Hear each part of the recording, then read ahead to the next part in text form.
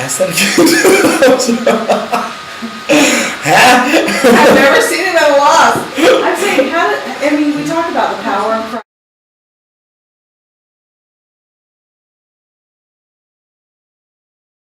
Well, I think there's two ways of doing Christianity. One is to try and do it on your own, and then the other is to let God do it through you.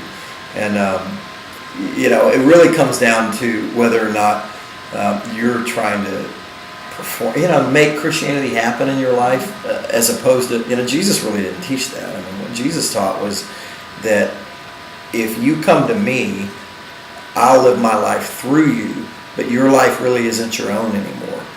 In other words, Christianity is not about, well, I got my life and I'm going to add a little bit of Jesus on top, so that it's kind of like the icing on the cake or the whipped cream on top of the sundae or whatever.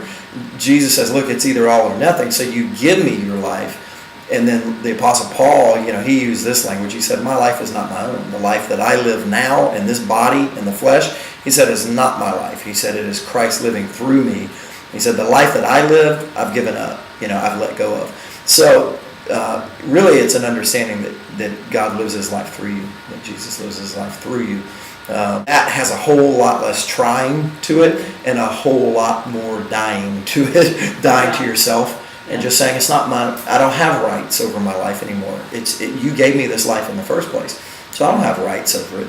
I'm just a steward of this life that you've given me during this short span of life on earth. So what do you want me to do with it? And so there's a lot of dying to self and letting God have his way in your life, and that's a big part of it. I think the rest of it has to do with if you're trying to do a religion, then you're not gonna. It's all willpower. Yeah.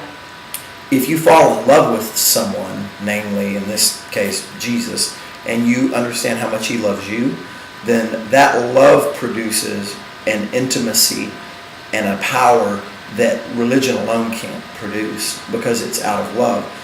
So as you become more and more in love with God and with his son Jesus, it produces in you a desire to live differently. And then there's a power there to make different decisions and to live differently, because it's based on intimacy, not based on information.